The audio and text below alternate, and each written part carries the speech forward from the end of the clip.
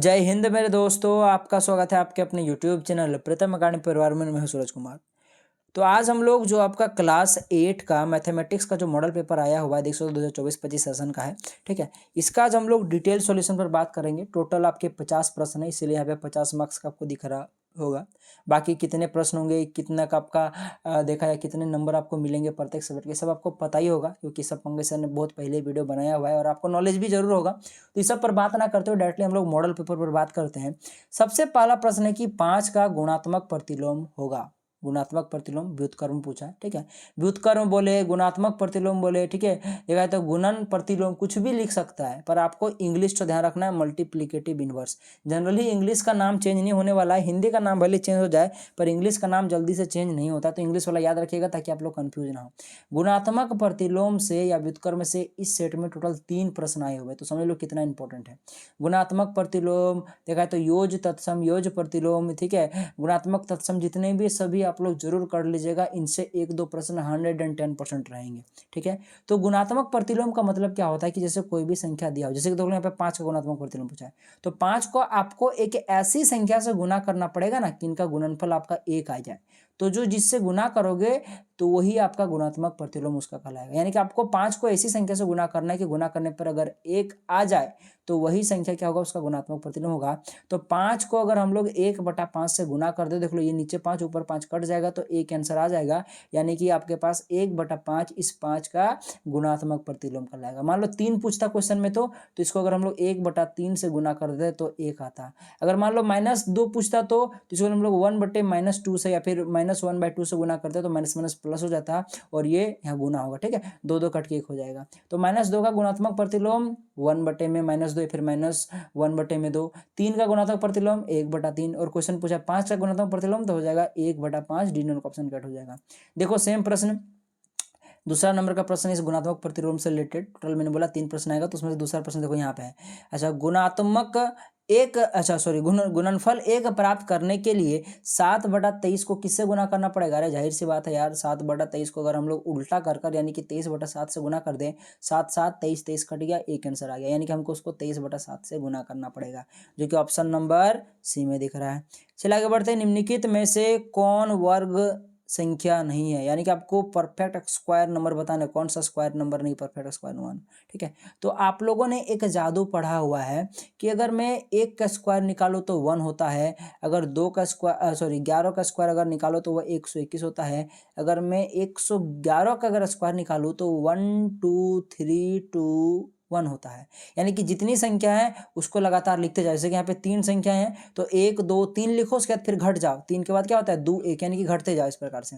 जैसे अगर आप लोग 1111 यानी कि 1111 का स्क्वायर निकालना चाहते हो तो वो क्या आएगा आपके पास। देखो टोटल 4 संख्या है 1111 में, तो 1 2 3 4 तक जाओ, उसके बाद घट जाओ 3 2 1। तो आप लोग देख सकते हो कि आपके ऑप्शन में ये आपको दिया हुआ है ऑप्शन नंबर डी में, ये आपको दिया हुआ है ऑप्शन नंबर सी में, और बी में दिया हुआ आपके पास 121। यानी कि ये बी नंबर वाला 11 का परफेक्ट स्क्वायर होगा, बी सी नंबर वाला आपका 111 का होगा, और डी नंबर वाला देख सकते हो आपके पास 1111 का होगा। लेकिन ये जो आपके पास ए नंबर का ऑप्शन है, ये जो कि 12 है, 12 किसी का भी स्क्वायर नहीं होता है, तो यही करेक्ट आंसर हो जाएगा। सिर्फ दिखने में क्वेश्चन तो बड़ा था, बस ये आपको 1 1 वाला स्क्वायर करने का अगर आपको फंडा पता होता, जो कि आप लोगों ने नेट क्लास में देखा भी होगा, तो आप लोग आराम से बना सकते थे। देखो उसी प्रकार से थोड़ा सा दिमाग लगाना प्रश्न आपको पूछ रहा है कि 441 एवं 484 के बीच कितनी पूर्ण वर्ग संख्या है। तो देख लो सबको पता है कि 441 जो होता है ये बेसिकली 21 का स्क्वायर होता है, और 484 जो होता है ये बेसिकली आपका 22 का स्क्वायर होता है। तो 441 और 484 के बीच में कोई पूर्ण वर्ग संख्या तब तो होगी ना जब ये दोनों 21 और 22 के बीच में कोई एक गोटा गोटी संख्या हो। नहीं है, क्योंकि 21 22 लगातार इसके बीच में कोई भी गोटा गोटी संख्या नहीं है। तो जब इसके बीच में कोई गोटा गोटी संख्या नहीं है तो ऐसा कोई भी संख्या एग्जिस्ट नहीं करेगा जो 441 और 484 के बीच में हो, जो कि एक पूर्ण वर्ग संख्या हो। तो आपके पास शून्य से आंसर हो जाएगा, ए नंबर का ऑप्शन करेक्ट हो जाएगा। चलिए आगे बढ़ते हैं नेक्स्ट प्रश्न की ओर। एक वर्गाकार फर्श जिसकी एक भुजा 25 मीटर हो तो उसकी फर्श का क्षेत्रफल क्या होगा? अरे वर्ग का क्षेत्रफल क्या होता है? भुजा स्क्वायर, यानी कि 5 का स्क्वायर कर दो, क्योंकि 5 यहाँ पे भुजा तो 5 का स्क्वायर क्या हो जाएगा? 25, पर यहाँ पे क्षेत्रफल है और मीटर में दिया हुआ है इसलिए हो जाएगा मीटर स्क्वायर, यानी कि वर्ग मीटर, 25 वर्ग मीटर। सी नंबर का ऑप्शन। अरे फटाक से बी मत मार दीजिएगा, गलत हो जाएगा, क्योंकि देख लो सिर्फ मीटर लिखा हुआ है, पर क्षेत्रफल में बार बार बोलता हूँ क्षेत्रफल 2D वाला चीज है, इसलिए यहाँ पे स्क्वायर लगाना जरूरी है। अगर यदि आयतन पूछे तो वो 3D का चीज है, वहाँ पे क्यू लगाना जरूरी है, तो इसलिए यहाँ पे स्क्वायर लगाना जरूरी है। या तो इसको 25 मीटर स्क्वायर बोलो या 25 वर्ग मीटर बोलो, बात बराबर है, वर्ग का मतलब ही स्क्वायर होता है। अच्छा, -7 का पावर में क्यू का मान होगा। सबको पता है कि 7 का क्यूब जो होता है आपके पास 343 होता है। भरोसा नहीं तो 7 गुना 7 गुना 7 कर लो, लेकिन यहाँ पे -7 का क्यूब है इसलिए -343 होगा। बोलोगे सर हम लोगों ने तो पढ़ा है कि अगर आपके पास स्क्वायर होता है तो वो आपके पास प्लस में हो जाता है। जी हाँ, आपने सही पढ़ा है, स्क्वायर होता है तो, पर यहाँ पे स्क्वायर नहीं है, क्यूब है। ठीक है, यहाँ पे -7 गुना में -7 गुना में -7 आपको करना है। तो देखो ये माइनस माइनस यहाँ प्लस हो जाएगा, फिर प्लस और फिर एक माइनस है तो फिर प्लस माइनस गुना के फिर माइनस हो जाएगा, और 7 गुना कर तो 343 बनेगा ही, यानी कि माइनस का 343 होगा। ठीक है, तो आपके पास डी नंबर का ऑप्शन आपका करेक्ट हो जाएगा। चलिए आगे बढ़ते हैं। इसका घनमूल क्या होगा? अरे घनमूल निकालने के लिए क्या करेंगे हम लोग? देखो यहाँ पे सब गुणनखंड में दिया हुआ है, अभाज्य गुणनखंड में, ऐसा अभाज्य गुणनखंड में नहीं दिया हुआ है, गुणनखंड में दिया हुआ है, समझो। ठीक है, तो बेसिकली आप लोगों ने पढ़ा हुआ है, जब हम लोग वर्गमूल निकालते थे तो क्या करते थे? 2 का जोड़ा लगाते थे। उसी प्रकार से घनमूल निकालेंगे तो 2 का 3 का जोड़ा लगाएंगे। तो देखो 3 का 1 2 का जोड़ा लग गया, 3 का देखो जाता है 3 का जोड़ा लग गया, फिर 3 का देख लो 4 का जोड़ा लग गया, यानी कि यहाँ से रूट का बाहर एक 2 आ जाएगा, यहाँ से एक 3 आ जाएगा और यहाँ से एक 4 आ जाएगा। इनको गुना कर दो, 3 दूना 6, देखा जाए तो 3 दूना 6, 6 चौका 24, जो कि आपके पास ऑप्शन नंबर डी में आपके पास दिख रहा होगा। ठीक है, तो 24 होगा इसका घनमूल। ठीक है, चलिए आगे बढ़ते हैं। एक पूर्णांक ए एम के लिए एम कहलाता है, तो एम जो कहलाता है बेसिकली उसका पावर कहलाता है, उसका एक्सपोनेंट कहलाता है, घातांक। आपका डी नंबर का ऑप्शन आपका करेक्ट हो जाएगा। और नीचे वाला जो ए है इसको हम लोग बेस बोलते हैं, आधार बोलते हैं। अच्छा, 2/3 का गुणन व्युत्क्रम होगा, लो मल्टीप्लीकेटिव इनवर्स आ गया। देख लो तीसरा नंबर का क्वेश्चन आ गया इसी कॉन्सेप्ट पर। तो मैंने बोला ना 3% टोटल है इसमें, तो सेम कॉन्सेप्ट है, बस इसको 3/2 कर दो, क्योंकि ये 2/3 दिया हुआ है, इसको 3/2 कर दोगे तो 2 कट जाएगा, 3 कट के एक आंसर आ जाएगा, यानी कि 3/2 इसका आंसर हो जाएगा। बताओ 3/2 कहाँ दिख रहा है? सी में दिख रहा है, यही करेक्ट आंसर हो जाएगा। चलिए आगे बढ़ते हैं। ए का पावर में m इंटू में बी का पावर में m बराबर होता है। देख लो जब आपके पास बेस समान हो और पावर सेम हो तो पावर कॉमन आ जाता है और बेस आपस में गुना हो जाता है, यानी कि a इंटू बी का पावर में m, जो कि आपके पास दिख रहा होगा सी नंबर नहीं, आपके पास यहाँ पे आपके पास a इंटू बी का पावर में m डी नंबर में दिख रहा होगा। ठीक है, क्योंकि यहाँ पे देख लो 2m कर दिया, 2m नहीं करना, सिर्फ पावर में m रखना है। ठीक है, m पावर को कॉमन ले लेना है। चलिए, अच्छा, यदि 4a प्लस का b3 बराबर में 55 हो तो a और b का मान क्रमशः है। तो देखो ये बहुत ही सिंपल प्रश्न है, कुछ भी ज़्यादा दिमाग नहीं लगाना है, बस a के जगह पे जो दिया हुआ है वो पुट कर दो, b के जगह पे जो दिया वो पुट कर दो। अच्छा, क्या दिया आपके पास? 4a प्लस का b3 बराबर में 55। देखो सबसे पहली बात तो यहाँ पे 4 और a आपस में गुना में नहीं है। ठीक है, ये चीज़ याद रख लेना मेरी बात। और बी और 3 आपस में गुना में नहीं, नॉर्मली आपको पुट करना है। कभी कभी ऐसे प्रश्न होते हैं जिसको बच्चा गुना कर देगा तो कभी होगा ही नहीं। ठीक है, क्योंकि ऑप्शन में अगर आपके पास यहाँ ए का मान 2 दिया है तो 2 अगर इससे गुना कर दो कितना हो जाएगा? 4 दूना 8 हो जाएगा। और यहाँ पे बी का मान 3 दिया हुआ है तो यहाँ पे 3 3 9 हो जाएगा, तो 8 और 9 को जोड़ोगे तो 17। कभी भी ये 55 के बराबर पहुंच नहीं सकता अगर आप लोग गुना करोगे तो इस प्रकार से आप लोग बुद्धि लगा सकते हो कि गुना में है कि नहीं है। ठीक है, तो ये सभी कभी गुना में नहीं हो सकता, क्योंकि यहाँ पे इतना बड़ा संख्या दिया ही नहीं हुआ है ऑप्शन में ए और बी का वैल्यू कि उनको जोड़ने पर आपका देखा है तो 55 आ जाए। ठीक है, तो बेसिकली यहाँ पे गुना नहीं करना है, बस आपको वैल्यू पुट कर देना है। तो देखो आप लोग एक्चुअली देख लो, सबसे पहले हम लोग एक काम करते हैं, चलो हम लोग बी नंबर का ऑप्शन पुट करके देखते हैं। ठीक है, क्योंकि मुझे लग रहा है बी नंबर का ऑप्शन सही होगा, जो कि आपके पास है 4a प्लस का b3 बराबर में 55।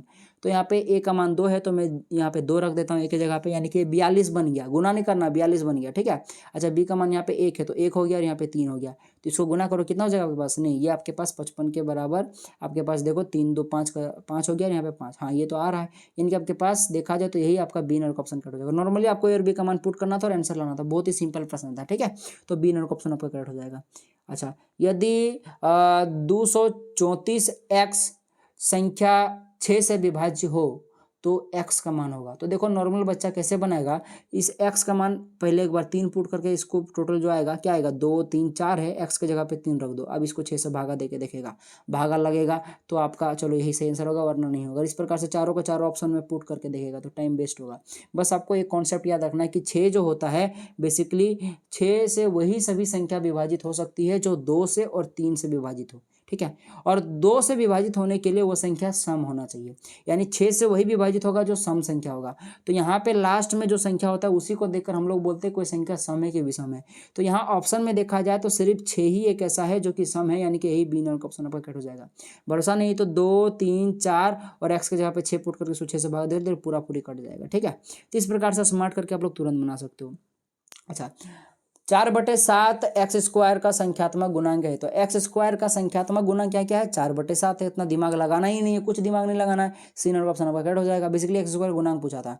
अच्छा अच्छा, ए प्लस बी इंटू का ए प्लस बी का मान होगा। अभी तक हम लोगों ने ए प्लस बी इंटू ए माइनस बी पढ़ा था। अब यहाँ पे ए प्लस बी और ए प्लस बी है, तो बाबू फटाक से गजबजा के ए मत मार देना। देखो कंफ्यूज करने के लिए ये भी आपको पहला ऑप्शन में दे दिया है, तो ऐसा नहीं होता है। यहाँ पे आपके पास ए प्लस बी और ए प्लस बी दिया हुआ है, तो आपको पता है कहीं पे अगर ए गुना ए लिखा है तो उसको हम लोग ए का स्क्वायर लिख सकते हैं। उसी प्रकार से देखो इसको गुना में लिखा हुआ है, यानी कि ये ए प्लस बी का होल स्क्वायर हो जाएगा, जो कि ऑप्शन नंबर सी में दिख रहा हुआ है, ठीक है। देख लो बबुआ। चलिए आगे बढ़ते हैं। ए प्लस 2 का होल स्क्वायर क्या होगा बताओ। तो ए का स्क्वायर यानी कि आपके पास हो जाएगा एक्स का स्क्वायर, ठीक है। थोड़ा सा इसको मैं जूम आउट कर लेता हूँ ताकि आपके पास चीज़ें देखिए ऑप्शन अच्छा से, क्योंकि शायद ऑप्शन नंबर डी करेक्ट होगा, ठीक है, शायद का वही होगा, ठीक है। तो आपके पास ए का स्क्वायर हो जाएगा, प्लस का क्या हो जाएगा 2ab। तो 2 इंटू ए का मान x है, इंटू में b का मान 2 है, ठीक है। प्लस का b का स्क्वायर यानी कि 2 का स्क्वायर 4 हो गया, ठीक है। तो देख लो यहाँ पे हो जाएगा ए का स्क्वायर प्लस का देख लो 2 दूना 4, यहाँ हो जाएगा 4a प्लस का 4, जो कि ऑप्शन नंबर डी में दिख रहा है, करेक्ट आंसर हो जाएगा।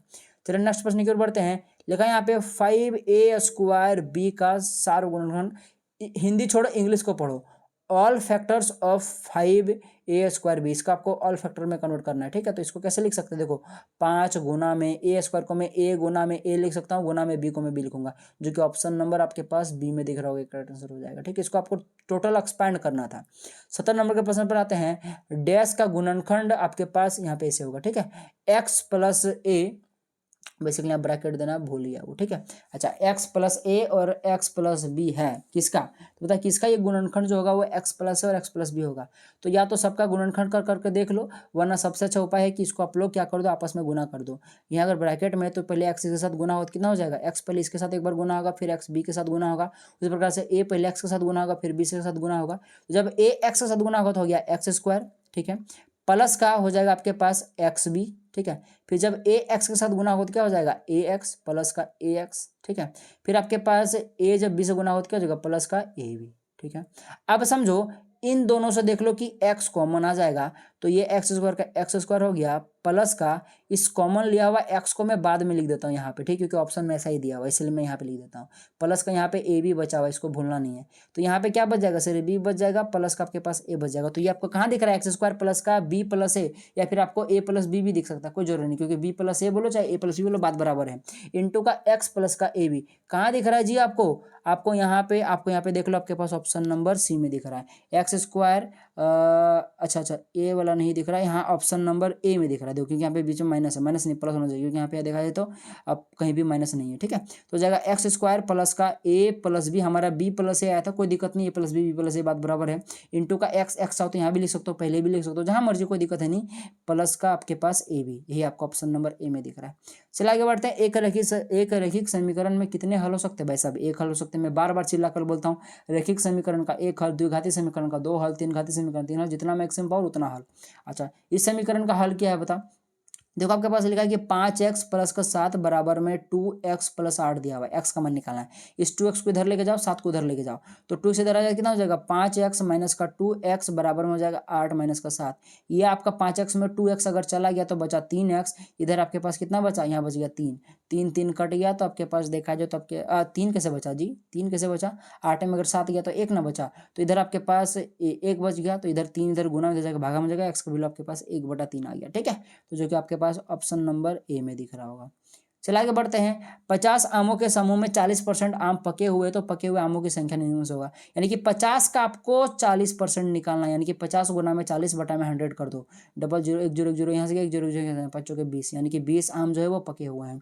अच्छा, ये क्वेश्चन ऐसे भी पूछ सकता था कि 50 आमों के समूह में अगर 40% आम पके हुए तो कचे हुए जो कच्चा आम बचा हुआ है उसका आपको संख्या बताना है। तो जाहिर सी बात है, अभी हम लोगों ने देखा कि 50 का 40% जो हुआ वो 20 निकला, यानी कि 20 आम पका हुआ है। तो 50 में अगर 20 आम पका हुआ है तो कितना आम कच्चा है? 30 आम कच्चा है। ठीक है, तो ऐसे भी प्रश्न पूछ सकता है, तो कंफ्यूज नहीं होना है। तो इसका आंसर तो 20 हो जाएगा, डी नंबर ऑप्शन कट हो जाएगा। अच्छा, बटा प्रतिशत वस्तु के डैश पर प्रकलित होता है, तो बटा प्रतिशत यानी कि छूट की जो हमें मिलता है परसेंटेज या डिस्काउंट जो मिलता है, बेसिकली जो अंकित मूल्य होता है उस पर मिलता है, एमआरपी जो होता है उस पर मिलता है, यानी कि अंकित मूल्य, सी नंबर ऑप्शन कट हो जाएगा। चलिए आगे बढ़ते हैं। अच्छा, ये बेसिकली अनुपात और समानुपात वाले चैप्टर से क्वेश्चन आ गया। एक्स बाई वाई आपके पास है और यहाँ इसका वैल्यू के बराबर है, तो के क्या, के बेसिकली एक स्थिरांक है, कांस्टेंट है, यानी कुछ भी आप लोग एक्स और वाई का वैल्यू रखोगे, ठीक है ना, बेसिकली हमेशा नहीं होता है, कुछ कुछ पर्टिकुलर केस में, जैसे कि ओम का नियम आप लोग पढ़ोगे आगे चल के, ठीक है, बहुत सारे ऐसे नियम होते हैं, ठीक है, तो वहाँ पे आप लोग का एक यहाँ पे आर के यहाँ पे जो के लिखा है यहाँ पे आर आता है, जो कि आगे चल के प्रतिरोध कहलाता है, जो कि आप लोग पढ़ोगे, टेंशन लेना है। एक्चुअली इसका मीनिंग ये है कि कुछ पर्टिकुलर केस में एक्स और वाई का वैल्यू जो भी रखोगे वो हमेशा एक स्थिर आएगा, ठीक है ना, हमेशा देख रहे हो कि 1/2 आ रहा तो हमेशा 1/2 ही आएगा, ठीक है, चाहे कुछ भी रखो, पर ये एक्चुअली में हर समय नहीं होता है, जैसे कि मैंने आपको बोला। तो यहाँ पे के का मान एक स्थिरांक होगा, और एक्चुअली जो के है ये बेसिकली कॉन्स्टेंट को दर्शाता है, यानी कि इसका वैल्यू फिक्स होता है, ठीक है। अच्छा, लो, ये फिर से आपका समानुपात और आपका जैसे देखा जाए आपके पास प्रतिलोम अनुपात से आई आपके पास, ठीक है। आपका चैप्टर का नाम क्या था? हाँ, सीधा और प्रतिलोम अनुपात था, तो सीधा अनुपात, ठीक है, हम लोगों ने देख लिया। थोड़ा प्रतिलोम अनुपात के बारे में जानते हैं, क्योंकि 22 नंबर क्वेश्चन में सीधा अनुपात का क्वेश्चन था, इसमें प्रतिलोम अनुपात देखते हैं, ठीक है। तो बेसिकली इसमें क्या है कि आपको एक्स और वाई दोनों अगर प्रतिलोम में हो तो क्या होता है, तो भाई साहब जो एक्स और वाई का जो गुणनफल होता है वो कॉन्स्टेंट होता है, यानी कि सी नंबर ऑप्शन पर कट हो जाएगा। ये सब चीजें आप लोग को याद रखना है, ठीक है, ये सब क्वेश्चन बनता है 1 नंबर पे।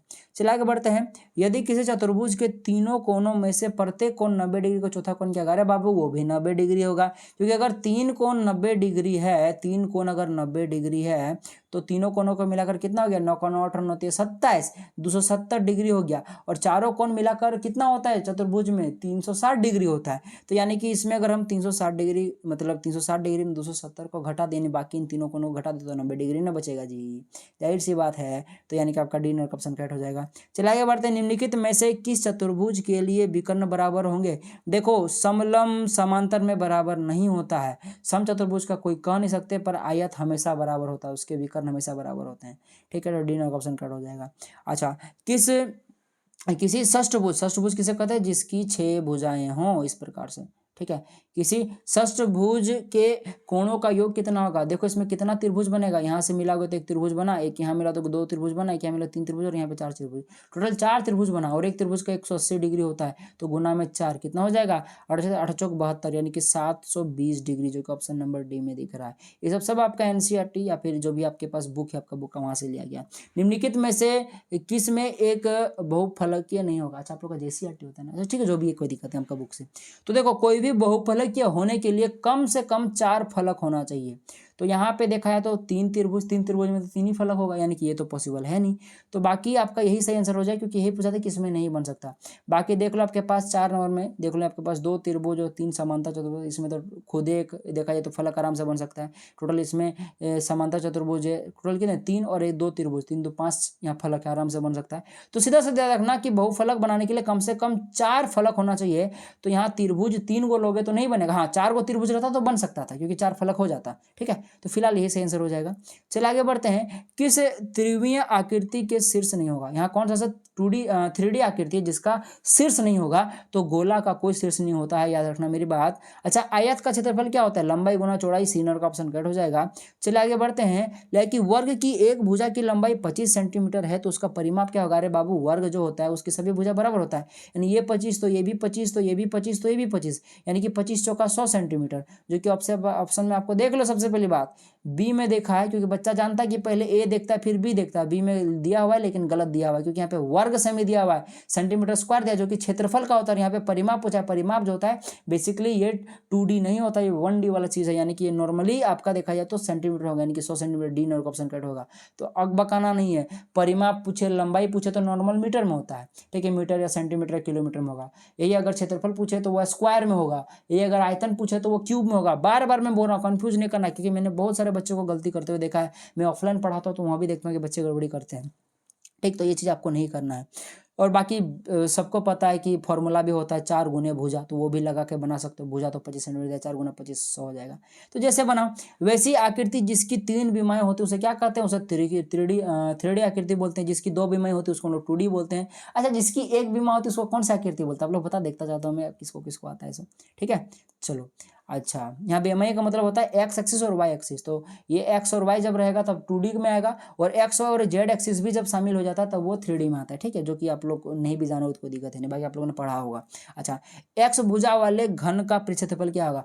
पृष्ठ क्षेत्रफल कभी भी बोले तो हमेशा याद रखिएगा कि संपूर्ण की ही बात चल रही है, यानी कि घन का संपूर्ण पृष्ठ क्षेत्रफल 6a² होता है। यानी कि बेसिकली यहाँ पे ए भुजा होता है तो भुजा का वैल्यू तो एक्स लिया है, तो इसलिए आप लोग यहाँ पे 6x² जो कि ऑप्शन नंबर बी में दिख रहा है करेक्ट हो जाएगा। अच्छा, इसका परिसर क्या होगा इन आंकड़ों का, तो परिसर कैसे निकाला जाता है। देखो इन आंकड़ों में जो कि बड़ा लंबा चौड़ा आंकड़ा दिया हुआ है, देखो सबसे बड़ा संख्या क्या है और सबसे छोटा संख्या क्या है, तो बड़ा संख्या में छोटा संख्या को घटा दो तो आपका परिसर निकल जाएगा। सबसे बड़ा 15 और सबसे छोटा 1 है, तो 15 में अगर 1 चला गया तो 14 बच गया, यही परिसर हो जाएगा, ठीक है। बड़ा में छोटा घटाना पड़ता है। अच्छा, एक्स एक्सिस से 3 इकाई की दूरी पर और वाई एक्सिस से 6 इकाई की दूरी पर स्थित बिंदु का निशान क्या होगा। बच्चे फटाक से 3,6 करेंगे और गलत करके चलाएंगे, और ऑप्शन में दिया भी हुआ 3 नंबर का ऑप्शन में, क्योंकि एग्जामिनर जानता है कि बच्चा पहले ए देखता है, फिर बी देखता है, फिर सी दिखता है, और सी जो है वो रिलेटेड आंसर है, इसीलिए आप लोग ये वाला मार दोगे और गलत हो जाएगा। एक्चुअली आंसर 6,3 हो जाएगा। पूछो का है, कहीं देखो बोला है कि देख लो, बोला है ये आपका एक्स एक्सिस है कि आपका वाई एक्सिस है।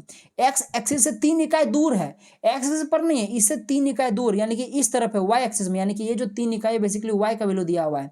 उसी प्रकार से वाई एक्सिस से 6 इकाई दूर, यानी कि वाई एक्सिस से 6 इकाई दूर, यानी कि इस साइड वैल्यू दिया हुआ है, यानी कि ये आपका एक्स का वैल्यू दिया हुआ है, यानी कि ये जो 6 है ये एक्स का वैल्यू है और ये 3 जो है वाई का वैल्यू है। पता है कि सबसे पहले एक्स होता है फिर वाई होता है, यानी कि 6 होगा फिर 3 होगा, जो कि ऑप्शन नंबर डी में दिख रहा है। तो बाबूजी गड़बड़ी नहीं करना है, ठीक है। चलिए आगे बढ़ते हैं। अच्छा, इसका वर्गमूल क्या होगा, यानी कि 0.0081 का वर्गमूल क्या होगा, तो इसको सबको पता है, इसको हमको रूट निकालना है, रूट स्क्वायर निकालना है। तो देखो अगर जीरो को पॉइंट कोड आ गए तो देख लो 1 2 3 4 संख्या बाद आपके पास 4 को जीरो लग जाएगा, एक संख्या में एक के बाद, ठीक है। और सबको पता है, यानी कि ये क्या बन गया, रूट 81 बटा में आपके पास ये बड़ा सा रूट है, बड़ा बन गया 10,000। तो 81 का जो देखा जाए तो वर्गमूल होता है वो क्या होता है, सबको पता है 81 जो होता है आपके पास 9 का होता है, और 10,000 का जो वर्गमूल होता है सबको पता है 100 होता है, यानी कि 9/100 इसका सही आंसर होगा। पर इसको आप लोग और सिंप्लीफाई करो तो इसको जब भागा दोगे 9 को, अगर आप लोग 100 से भाग दो तो 0.09 आएगा, जो कि ऑप्शन नंबर सी में दिख रहा है, ये करेक्ट आंसर हो जाएगा। इसी प्रकार का 1-2 प्रश्न और है। अच्छा, 2 क्रमागत वर्ग संख्या के बीच कितनी पूर्ण वर्ग संख्या हो सकती है। अभी मैंने बोला 0 एक भी नहीं हो सकता, क्योंकि आप लोगों ने देखा था जब आपका 21 का और 22 का जब हम लोग का वर्ग दिया हुआ था, 21 का कितना होता है 441 और 22 का कितना था 484 था ना। तो इन दोनों के बीच में देखा जाए तो कोई भी वैक्यूम स्पेस नहीं, कोई भी पूर्ण वर्ग संख्या नहीं, यानी कि 0 आपका सही आंसर हो जाएगा, ए नंबर ऑप्शन करेक्ट हो जाएगा, ठीक है ना। आपको समझ में आना है कि 441 जो होता है आपके पास, 441 और 484 जो होता है आपके पास, इसके बीच में जैसे कि ये दोनों क्रमागत पूर्ण वर्ग संख्या है, क्योंकि ये एक 21 का आता है और एक 22 का होता है, जो कि दोनों क्रमागत देखा जाए तो इन दोनों के बीच में कोई भी वैक्यूम स्पेस नहीं, यहाँ भी कोई नहीं है, इसीलिए आपके पास ये ऐसा नहीं हो सकता, ठीक है। चलिए आगे बढ़ते हैं। अच्छा, किस विकल्प में आपके पास देखा जाए तो यहाँ पे 2/3, 11/15 और 5/12 को आरोही क्रम में रखा गया ना, बढ़ते क्रम में रखा गया है। तो सबसे पहली बात तो बढ़ते क्रम में इनको सजाओ, जो कि आपके पास क्या दिया हुआ है, सबसे पहले 2/3 दिया हुआ है, फिर आपके पास कितना दिया हुआ है 11/15 दिया हुआ है, फिर आपके पास 5/12 दिया हुआ है। तो देखो इसको आरोही क्रम में सजाने के लिए सबसे पहले हम लोग आधार को समान करते हैं, ठीक है। हम लोग क्या करते हैं, हर को समान करते हैं। तो हर को समान करने के लिए 3, 15 और 12 का एलसीएम लेंगे तो 60 आएगा, तो 60 बनाना है हमको। तो हमको पता है कि अगर हम लोग ऊपर नीचे इसको 30 दूना 60 होता है ना। अगर मैं इसको अगर 20 से गुना कर दूं तो यहाँ बन जाएगा ऊपर में 20 गुना 2, क्योंकि गुना करोगे 20 से तो ऊपर नीचे करना पड़ेगा ना, ताकि 20 कट जाएगा, वापस आपका 2/3 ही रहेगा, कोई दिक्कत नहीं रहेगा। ठीक है, तो 20 गुना 2 कितना हो जाएगा 40/60। देखो इसका हर 60 बन गया। ठीक है, उसी प्रकार से देखो इसको 11/15, 15 को मुझे यहाँ 60 बनाना, तो इसको 15 चौका 60, यानी कि 4 से ऊपर नीचे गुना करना पड़ेगा, तो कितना हो जाएगा 44 आपका 60 बन जाएगा। उसी प्रकार से देखो इसको अगर हमको 60 बनाना तो 12×5 = 60 होता है, यानी कि 5 से ऊपर नीचे गुना करना पड़ेगा, तो ये 5×25 बन गया। 25 बटा में कितना हो जाएगा 12×50 = 60, ये 25 बटा में 60 बन गया। अब देख लो, अब ये जो आपके पास 2/3 था, 11/15 था और 5/12 था, ये बेसिकली 2/3 जो बन गया वो 40/60 बन गया। आपका कितना बन गया 40/60 बन गया। जो आपका 11/15 है वो आपका 44/60 बन गया, और जो 5/12 है वो आपके पास 25/60 बन गया। अब देखो कि अंश में जो सबसे बड़ा है वही सबसे बड़ा संख्या होगा, यानी कि सबसे बड़ा आपका 44 वाला होगा, यानी कि आपके पास 11/15 सबसे बड़ा होगा, क्योंकि 11/15 से ही 44/60 आया था, यानी कि ये सबसे बड़ा होगा, यानी 11/15 बड़ा होगा।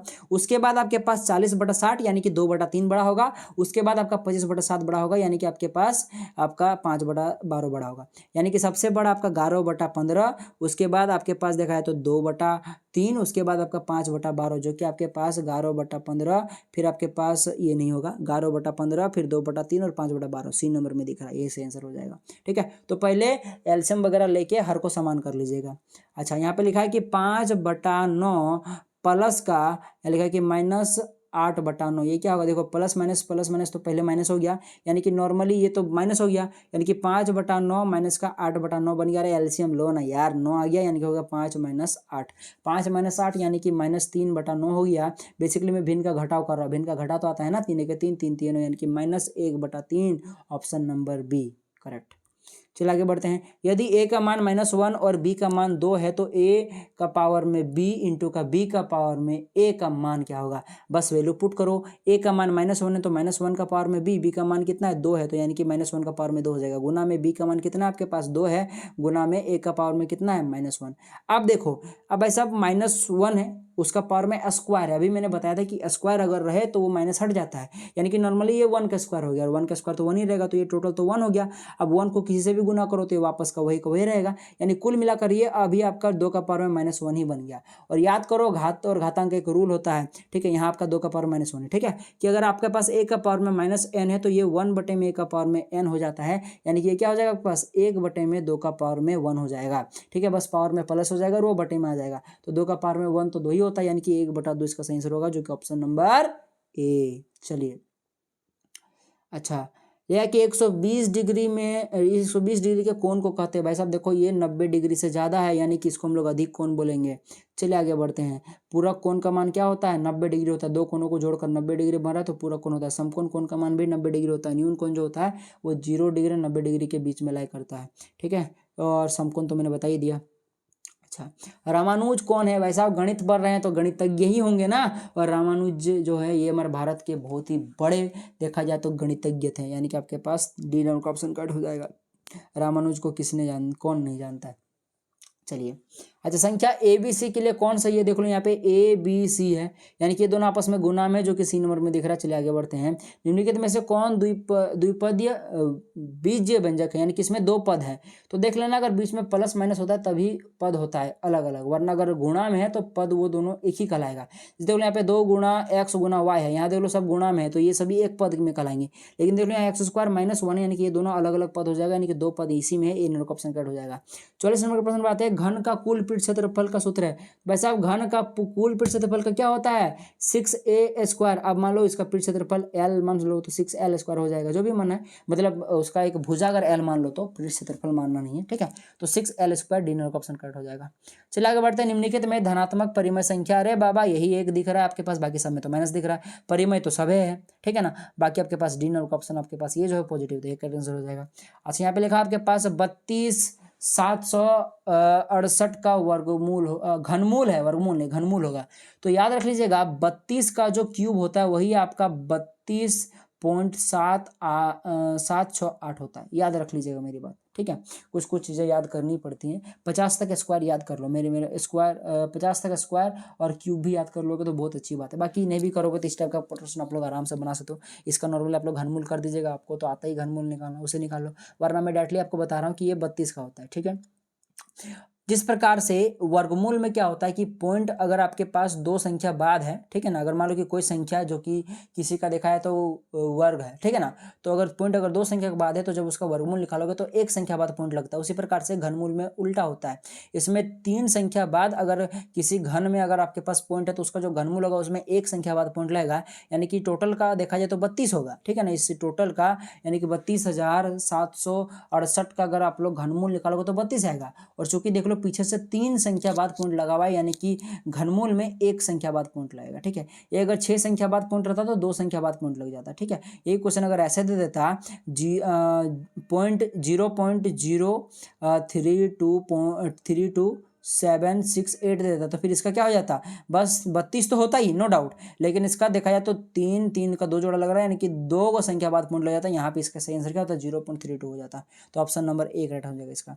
अच्छा, ये थोड़ा सा मिस्टेक है क्वेश्चन मुझे लग रहा है, और एक्चुअली में है यहाँ पे -1 इसका सही आंसर होगा, जो कि ऑप्शन नंबर यहाँ पे ऑप्शन में दिया भी नहीं है। ठीक है, इसको आप लोग देख लीजिएगा एक बार सॉल्व करके। ठीक है, क्योंकि देख लो एक्चुअली आप बात समझो मेरा बात, देख लो कि इसके साथ ये भागा में तो इधर जाके गुना में हो जाएगा, और जब इधर मान लो कि चलो इसको हम लोग x मान लेते हैं। ठीक है, x अगर मान लोगे तो ये हो जाएगा 11/25 हो जाएगा, बराबर में क्या हो जाएगा -11/25। इस खाली घर को मैं x मान लेता हूँ तो भागा में इधर जाके गुना में आ जाएगा। अब ये जब इसके साथ गुना में इधर पे भेजा तो भागा में आ जाएगा, यानी कि कुल मिलाकर इधर आपके पास 11/25 है और इधर भागा में क्या आ गया आपके पास -11/25, तो इधर आपके पास x बचा। अब इस -11/25 को अगर ऊपर लेके जाओगे तो ये पलट जाएगा, यानी कि आपके पास 11/25 गुना में पलट के क्या बन जाएगा, 25/-11। अब ये 11 कट गया, 25 घटा -1 आंसर आ गया। तो ये होना चाहिए था, जो कि ऑप्शन में दिया भी नहीं है। ठीक है, चलिए, और एक्चुअली बात भी है यार, थोड़ा सा दिमाग लगाने की बात है, किसी इस संख्या को किससे भागा करे कि सेम वही संख्या रहे पर माइनस में रहे, तो -1 से ही ना भागा देना पड़ेगा। अब 4 को आपको -4 बनाना है भागा देकर किसी संख्या से, तो बजाय से बात है -1 से ना भागा देंगे तब ना -4 बनेगा। ठीक है, चलिए। अच्छा, 0.25 का वर्गमूल होगा, आप देखो वर्गमूल पूछा है तो सबको पता है कि 0.25 जो है ये ऐसे समझ लो, इसको दो तरह से बना सकते हैं, जनरली बच्चा इसे बनाता है। इसका आपको वर्गमूल निकालना है 0.25, तो इसको पॉइंट उड़ाते तो 2 जीरो आएगा यहाँ पे, और 25 का 5 होता है, और यहाँ 100 का 10 होता है, 5/10 यानी कि 0.5 आंसर आ गया। ऐसे बनाता है, मैं डायरेक्ट बोलता हूँ। देखो सबको पता है कि 25 जो होता है वो 5 का होता है। देख लो वर्गमूल में, जैसे कि घनमूल में देखा था कि अगर घन में 3 संख्या बाद पॉइंट है पीछे से, तो वो जब आप लोग घनमूल निकालोगे तब वो एक संख्या बाद लगेगा। 6 संख्या बाद अगर आपके पास पॉइंट है किसी के घन में, तो उस संख्या के घनमूल में 2 संख्या बाद पॉइंट लगेगा। उसी प्रकार से वर्गमूल में क्या होता है, वर्ग और वर्गमूल में अगर किसी संख्या का वर्ग करने पर देख रहे हो कि आपका 2 संख्या बाद अगर पॉइंट है, तो आपका वर्गमूल निकालने पर एक संख्या बाद पॉइंट रहेगा, यानी कि देखा जाए तो 5 के एक संख्या बाद, तो 5 के संख्या बाद अगर यहाँ पॉइंट लगाओगे तो 0 तो लगाना पड़ेगा ना, यानी 0.5 का सही आंसर हो जाएगा। ऐसे बना सकते हो। यही क्वेश्चन अगर ऐसा रहता 0.00025, तब बताओ इसका सही आंसर क्या होता है। अरे सेम होता, 5 तो होता है नो डाउट, पर आगे और एक बार मैंने 2 संख्या बाद पॉइंट लग जाता है, यानी कि 0.05 इसका सही आंसर हो जाता है। ठीक है, पर भाई साहब था नहीं ऐसा। चलिए लास्ट से सेकंड नंबर के प्रश्न पर आते हैं। 2 का पावर में x+3 बराबर में 2 हो तो x का मान होगा। याद रखना मेरी बात, यहाँ 2 का पावर में कुछ नहीं, मैंने 1 है। तो अगर बेस समान हो और बीच में बराबर हो तो पावर भी आपस में समान होगा, यानी कि x+3 किसके बराबर होगा, 1 के बराबर होगा। इस 2 के पावर 1 के बराबर होगा, यहाँ पे इस 2 का पावर में जो x+2 है उसका। ठीक है ना, तो यानी कि x+3 बराबर में 1 अगर हो गया, x+3 बराबर में 1 हो गया, तो ये 3 को उधर लग जाएगा, घट जाएगा, यानी कि 1 माइनस का 3 हो जाएगा, यानी कि x क्या आएगा, -2 आ जाएगा, जो कि ऑप्शन नंबर आपको यहाँ -2। ठीक है, ऑप्शन में आपको यहाँ पे डी में दिख रहा होगा। चलिए बबुआ लास्ट प्रश्न पर आते हैं। निम्नलिखित में से 3D आकृति का उदाहरण है, तो सबको पता है गोला 3D होता है, क्योंकि ये एक्स एक्सिस और वाई एक्सिस और जेड एक्सिस तीनों में इसका बीमा होता है। ठीक है, तो 3 नंबर का ऑप्शन कट हो जाएगा। बाकी वर्ग, त्रिभुज, आयत, ये सभी किस में आते हैं, बेसिकली 2D में आते हैं। घन, घनाभ, ये सभी किस में आते हैं, 3D में आता है। तो आई होप कि वीडियो आपको पसंद आया होगा। वीडियो पसंद आया तो जरूर लाइक कीजिएगा, अपने दोस्तों जरूर शेयर कीजिएगा, और मेरा अगर एक्सप्लेनेशन आपको समझ में आ रहा है तो लाइक जरूर कीजिएगा। ठीक है, कोई भी डाउट होगा तो कमेंट बॉक्स खुला है, कमेंट जरूर कीजिएगा, हम लोग ज़्यादा से ज़्यादा आपके कमेंट का जवाब देने की कोशिश करते हैं। ठीक है, जल्दी जल्दी आपको सारा मिल जाएगा, टेंशन मत लो। साइंस का भी वीडियो में दे ही दूंगा आपको, टेंशन नहीं लेना, आज ही आपको मिल जाएगा शाम को। ठीक है ना, ठीक है, तो चलिए मिलते हैं अगले वीडियो में, तब तक के लिए जय हिंद, जय भारत, और आपका दिन शुभ हो।